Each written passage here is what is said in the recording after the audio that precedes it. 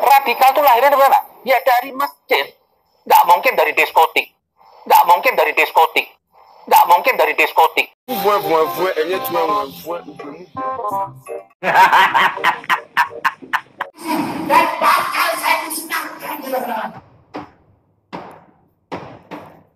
Nama Habib Bahar bin Smith kembali ramai jadi perbincangan publik setelah dirinya yang baru bebas dari tahanan kembali muncul dan menjadi viral.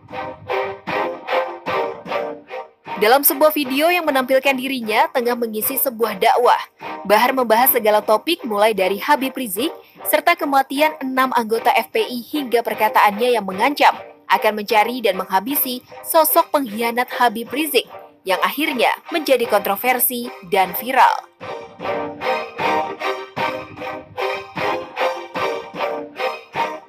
Pasca viralnya video tersebut, politisi senior Partai Golkar Aziz Samuel ikut angkat bicara. Bahar bin Smith dengan rambut gondrongnya tak mencerminkan dirinya sebagai ulama, justru nampak seperti preman, yang tentu sudah bukan pada zamannya saat ini.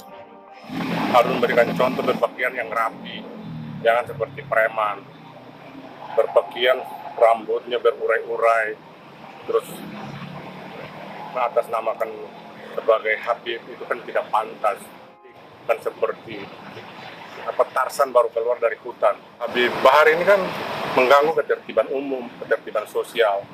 Dengan demikian, ya saya sebagai politisi, saya menghimbau kepada aparat penegak hukum atau aparat keamanan untuk mengambil tindakan yang tegas dan terukur. Pria kelahiran Ambon 58 tahun lalu ini merupakan politisi Golkar yang sempat maju dalam pemilu 2019 sebagai calon legislatif. Namun dalam pemilu tersebut, Aziz Samuel kurang suara sehingga gagal menembus Senayan. Kala itu Aziz maju di daerah pemilihan Papua. Politisi Golkar ini bukan kali pertama terseret dalam kasus hukum. Sebelumnya, Aziz sempat disebut dalam kasus korupsi yang menjerat mantan Ketua DPR RI Setia Novanto. Aziz juga sempat menjalani pemeriksaan oleh penyidik KPK. Kala itu KPK mendalami soal hilangnya Setia Novanto dari rumahnya saat akan ditangkap hingga terjadi peristiwa kecelakaan. Kala itu kuasa hukum Novanto, Frederick Yunadi yang ikut diperiksa mengungkapkan bahwa Novanto diantar ke rumah sakit oleh ajudannya AKP Reza Pahlevi dan Aziz Samuel. Kini Aziz Samuel kembali terseret kasus hukum. Ia ditetapkan sebagai tersangka oleh Polda Metro Jaya seusai diperiksa sebagai saksi pada Selasa 1 Maret. Polisi menyebut Aziz memerintahkan para debt collector untuk mengeroyok Haris di wilayah Cikini beberapa waktu lalu. Meski demikian, Aziz mengelak telah terlibat dalam kasus ini. Namun polisi telah mengantongi 2 alat bukti sehingga dapat menetapkan Aziz sebagai tersangka. Sejauh ini motif pengeroyokan masih didalami oleh polisi. Hasil pemeriksaan terhadap saudara AS, maka penyidik menetapkan saudara AS sebagai tersangka dengan sangkaan pasal 55 ayat 1 ke 1 junto pasal 170 KUHP.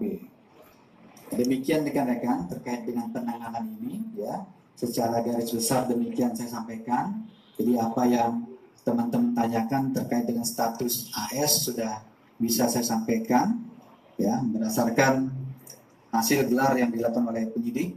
Ya, penyidik berkeyakinan, ya, berdasarkan pasal 184 KUHP minimal 2 alat bukti yang dimiliki penyidik, maka saudara AS ditetapkan sebagai tersangka.